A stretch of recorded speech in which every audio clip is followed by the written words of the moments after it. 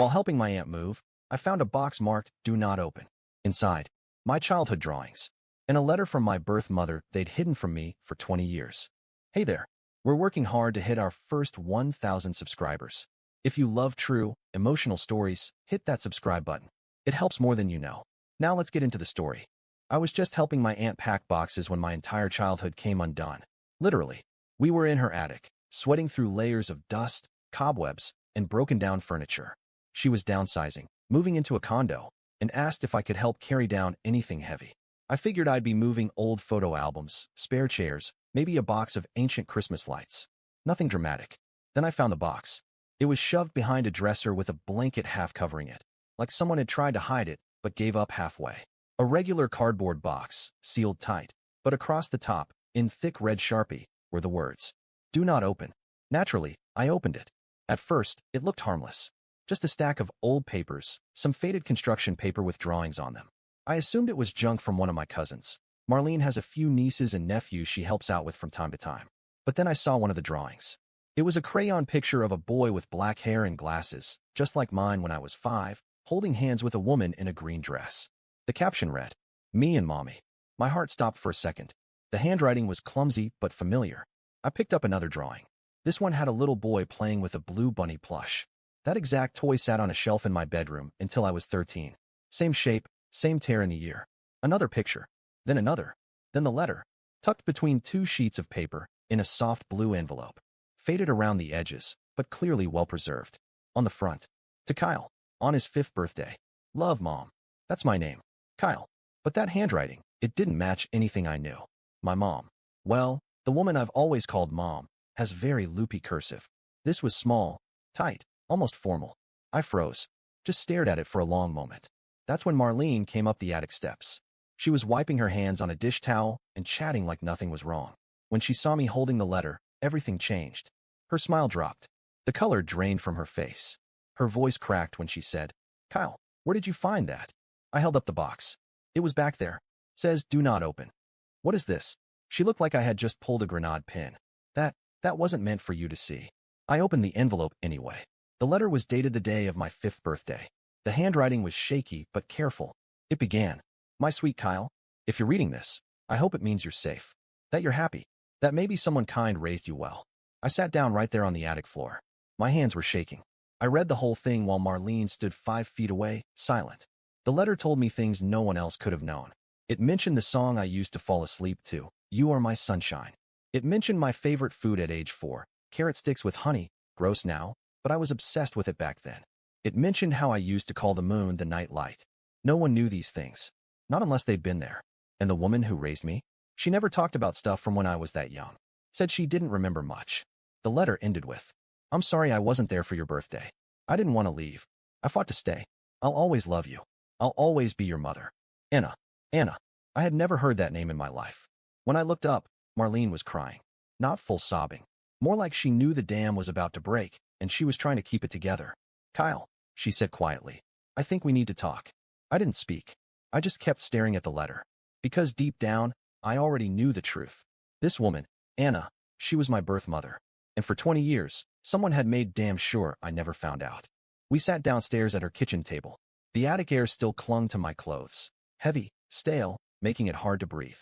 Marlene poured herself a cup of coffee, but her hands were trembling so much she barely got the sugar in without spilling it everywhere. I didn't say anything. I just laid the letter down between us, flat on the table, and waited. She stared at it like it might catch fire. Finally, after what felt like an hour, she said, "You weren't supposed to find that." Her voice was small, tired. I stayed quiet. If I opened my mouth, I wasn't sure what would come out, and part of me didn't trust what I might say. So she started talking. You were brought into the family when you were little," she said. "Greg, your father, he had been with a woman before. It was messy. She wasn't stable. Everyone agreed it was better for you to stay with us." I leaned forward. Everyone agreed? Like who? Marlene didn't answer, just rubbed her temples and sighed. I pressed. "Who is Anna?" Her hands shook harder. "Anna, she's your real mother." The room swayed a little bit. Not literally, but it felt like it. Like the ground under me was cracking and I just hadn't fallen through yet. "She left you," Marlene said quickly, almost desperately. "She couldn't handle being a mother. She ran off. Your father picked up the pieces. We raised you right." I looked back at the letter. The careful handwriting. The little details no stranger could ever guess. She didn't leave me, I said, voice flat. She wrote me. She wanted to confuse you. Marlene snapped, losing her patience. You were just a child. You wouldn't have understood. We protected you. Protected. That word sat bitter in my mouth. Protected me by lying to my face for 20 years. Protected me by erasing an entire human being from my life. Protected me by changing my name, my history, my truth. Marlene must have seen the look in my eyes, because she softened again. Kyle, honey, it's complicated. You had a good life, didn't you? You were loved. I stood up. I had a life built on a lie. She flinched like I hit her. I didn't care. I turned and started towards the door. Kyle, wait. Please. I turned back once. I needed her to see it. The disbelief, the betrayal. Who else knew? I asked. Greg? My mom? Everyone. She hesitated too long. Everyone, I said bitterly. Everyone but me. Her shoulders collapsed inward. I left. I sat in my car for a long time after that. The letter was on the passenger seat, open, fluttering slightly in the AC breeze. I kept reading one line over and over. I'll always love you. I'll always be your mother. The woman who raised me had never said anything like that. Not once. And for the first time in my life, I started to wonder if maybe the wrong woman had been holding my hand all those years. Or worse, if she hadn't been holding it at all. That night, I barely slept. Every time I closed my eyes, I saw that blue envelope again. To my son, on his 5th birthday. A tiny piece of paper had cracked open everything I thought I knew about myself. By morning, I was angry. Not just confused, not just hurt, angry. I wasn't a kid anymore. I could get answers without asking permission. So the first thing I did was drive down to the county clerk's office. I figured it was simple. If I was adopted, there'd be records. Custody papers, name change forms, something official. They keep that stuff, right? It's not like you can just steal a kid and hope nobody notices. I took a number, waited an hour, then sat across from a clerk who looked like she'd rather be anywhere else. I gave her my name, my birth date, my parents' names. Told her I wanted to request a copy of my adoption file. She typed for a few minutes, squinting at the screen. Then she frowned. I'm not seeing any adoption paperwork here, she said. I leaned forward. Are you sure? She turned the screen toward me. Blank fields. No results. If you were legally adopted in this county, she said, there would be a record. Maybe it happened somewhere else. Could there be a mistake? I asked. She shrugged. You could try requesting a full birth certificate. But, if there's no adoption paperwork, the birth certificate should still list your biological parents. I left the office with a sick feeling in my stomach. It got worse when the birth certificate arrived a few days later. Name, Kyle Thomas Reynolds. Mother, Anna Reynolds. Father, blank. No mention of Greg. No mention of the woman who raised me. The legal document said I belonged to Anna. And only Anna. My entire life had been a patch job. A cover-up. And nobody ever bothered to make it official because they didn't think I'd ever find out. I sat on my couch, birth certificate in one hand, the old letter in the other, and realized something horrifying. If there was no adoption, no paperwork, then legally, Greg wasn't my father. Which meant, I didn't know him anything. Not the college loans he co-signed, but made me pay back. Not the credit cards he opened in my name when I was 18. Not the medical debt collectors who'd been harassing me for months about his unpaid surgeries. I owed them nothing. And he, the man who used me like a crutch for 26 years, wasn't my family at all. For the first time since opening that damn box, I smiled. It wasn't a happy smile. It was the kind of smile you make when you realize you've been playing a rigged game and finally find the switch to kill the lights. I ordered the DNA kit that same night. Didn't think. Just clicked purchase and sat there staring at the screen until the order confirmation popped up. Spit in a tube. Mail it back. Wait a few weeks. That's all it would take to finally put this whole twisted mess into black and white. While I waited, I started digging deeper. I pulled out old photo albums Marlene had given me when I moved into my first apartment. You know the ones, stiff pages, those sticky plastic covers peeling at the edges. Every birthday, every Christmas, every first day of school photo was in there. I noticed something I had never noticed before. In every picture, Greg's arm was around me. Not under me. Not holding me. Almost like I was someone else's kid. Not once did I see a photo of him picking me up, tossing me on his shoulders, kissing my forehead. There was a distance, even in the old snapshots. It made my skin crawl. I also found an old Gmail account I hadn't touched since high school. I only opened it because I figured maybe I had some baby pictures saved there. Instead, I found something else. Hundreds of unread emails. Most of them labeled as spam, filtered, or blocked. When I opened them, I saw the sender name over and over again, Anna Reynolds. My real mother. Every email was some variation of Please, just let me know he's safe. I don't want to cause trouble, but I miss him. Please, tell him I love him. Most gut-wrenching of all was one from when I was 12. I heard he likes soccer. I hope he knows I used to take him to the park when he was a baby. And every single one of them had been automatically forwarded to Marlene's personal email address. Not mine. Hers. She had intercepted them. Every single one. They hadn't just hidden Anna's existence from me. They had actively silenced her, wiped her voice off the map. By the time the DNA results came back, I wasn't nervous anymore. I was furious, cold, focused. I opened the app and clicked through. The headline hit me like a train. Gregory Reynolds, 0% paternity match. No biological relation. No connection. Just some man who had decided I was easier to keep around than deal with the truth. I printed out the DNA certificate, highlighted the paternity result, and faxed it straight to the hospital billing office that had been hounding me for weeks about Greg's debt. A few hours later, my phone rang. Debt collector, we've updated our records. You are not responsible for the account. We apologize for the error. Just like that. Decades of guilt, obligation, family duty, gone. Because legally, they couldn't tie me to him. Not even with a lie. But I wasn't done. Not yet. Because now I had proof. And now, I had a question. If Greg had lied about being my father, what else had they buried? And more importantly, where was Anna now? Finding Anna wasn't as hard as I thought it would be.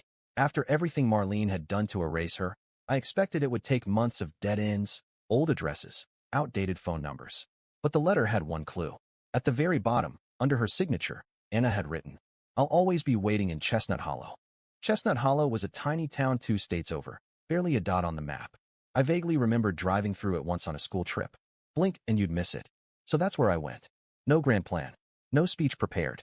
Just me, my beat-up car, and a crumpled blue envelope sitting in the passenger seat like it was daring me to lose my nerve. When I pulled into town, I stopped at the first diner I saw and asked the waitress if she knew an Anna Reynolds. Her eyes lit up immediately. Sure do. Sweetest woman you'll ever meet. She's the librarian. Of course she was. A woman who wrote letters every year to a son she was forbidden to see. Of course she worked somewhere filled with words. The library was a squat brick building with ivy crawling up the sides. Inside, it smelled like old paper and warm dust.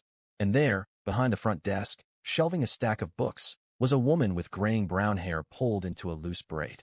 She was humming softly under her breath, a tune I hadn't heard in 20 years. You are my sunshine. My throat closed up. I walked up slowly, heart hammering so hard it hurt.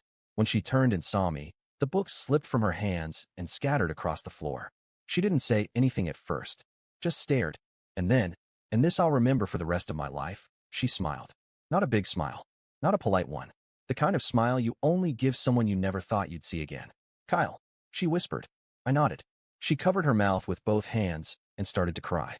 Quiet, stunned tears. I didn't know what to do. I just stood there, letting her look at me, like she was trying to memorize every inch of my face. Eventually, I crouched down and started helping her pick up the books. It was stupid, but it felt like the right thing to do. Like maybe it could undo a little of the time we lost. We spent the next few hours sitting in the back office, away from the patrons. She made tea. I didn't touch mine. I just listened. Anna told me everything. She hadn't left me. Greg had taken me when she was out grocery shopping one afternoon.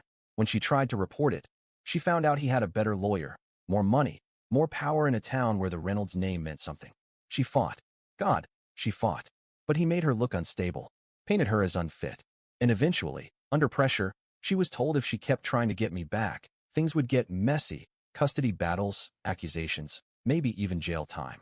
Out of fear for me, that I'd end up lost in the system if things went nuclear, she stopped fighting legally.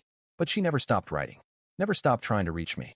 Every Christmas, every birthday, every time she heard from someone in town that Kyle's growing up so fast, she wrote. She sent emails, letters, packages. Marlene had intercepted all of them. I sat there, letter in my lap, feeling like a stranger in my own story. Anna pulled out a small box from under her desk. Inside were dozens of little mementos, newspaper clippings of school plays I had been in, articles about my soccer team winning tournaments, photos she had managed to get from neighbors. She kept everything. When I finally spoke, all I could manage was, why didn't you come find me when I turned 18? Anna smiled sadly. I did. I came back to town. I even went to your graduation. But Marlene told me you didn't want me there, that you were angry with me, that you hated me. I clenched my fists until my nails dug into my palms. All those years, all that bitterness, manufactured. It wasn't her fault. It had never been her fault. That night, I stayed at her house. A little yellow place with creaky floorboards and mismatched furniture. It felt more like home than any place I'd ever lived. And when she hugged me goodbye that next morning, holding me like she was afraid to let go, I knew exactly what my next step was going to be. No more pretending. No more fake families. No more stolen stories. It was time to take my life back. The first thing I did when I got home was file for a legal name change. It wasn't even a question. I was tired of carrying around the last name of a man who wasn't my father. A man who had taken a scared little boy and built a wall of lies around him so tall, he couldn't even see over it. I went back to the name on my real birth certificate. Kyle Thomas Reynolds. Not the Reynolds that Greg had tried to brand me with. The Reynolds that belonged to Anna, my real mother. The court process was surprisingly easy. A few forms, a few signatures, a judge who glanced over the paperwork without a second thought. It was almost insulting how simple it was to erase decades of stolen identity. But I wasn't stopping there. I made copies of everything. The DNA results, the original birth certificate, the adoption file, or rather, the obvious lack of one. And then I wrote 2 letters. One to Greg, one to Marlene. Each letter was short, cold, final. I enclosed the documents. I highlighted the parts that mattered. And at the bottom of each letter, I wrote the same sentence. You don't get to keep what was never yours. I mailed them certified, just to be sure they couldn't pretend they hadn't seen them. Greg tried to call me 3 days later. 6 missed calls, 2 voicemails. I didn't listen to them. Marlene sent an email. The subject line was, "Please talk to me." The body was 1 sentence long. "We only did what was best for you." Best for me? Best for me would have been the truth. Best for me would have been a mother who didn't have to sing lullabies to an empty room every year on my birthday. I archived the email without replying. But Marlene wasn't done. A few weeks later, I started seeing posts pop up on Facebook. Long, rambling statuses about ungrateful children and the sacrifices we make that they never understand. Thinly veiled, passive-aggressive jabs. I ignored them at first. Then, when she tried to post some pity story in the local community group about how her nephew abandoned the family who raised him, I responded once. Just once. I posted screenshots. The DNA results. The emails Anna had sent. The letter from the county clerk saying no adoption was ever filed. I didn't add commentary. No long angry rants. No emotional speeches. Just the facts. The comments flooded in. People who had known us growing up, neighbors, old family friends, were stunned. Some apologized to me directly. Some went after Marlene. Her little campaign for sympathy blew up in her face faster than she could delete the posts. Greg? He stayed silent. Cowered to the end. I heard later through the grapevine that he had to sell his house to pay off his debts. Good. He could have asked his real family for help. Oh wait, they didn't exist. As for me, I kept building a new life. One where I chose who got to be called family. Anna and I took it slow at first. You can't just rewind 2 decades and pretend nothing happened. But little by little, we carved out something real. Dinners. Phone calls. Stories about childhood, the real ones this time. And on my 27th birthday, she gave me a gift. A scrapbook. It wasn't fancy. Just a bunch of old photos, printouts of the emails she'd tried to send, copies of the letters she wrote every year. At the front, she left a note. You may have missed 20 birthdays, but you'll never miss another one.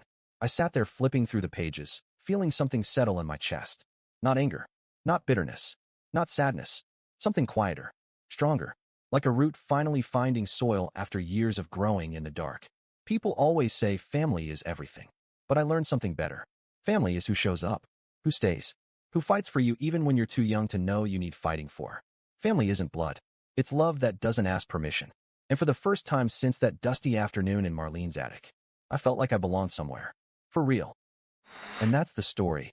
If you're still here, that means you're one of us. So go ahead, hit that subscribe button. I drop new chaos every single day, and trust me, tomorrow's story, it's even worse than this one.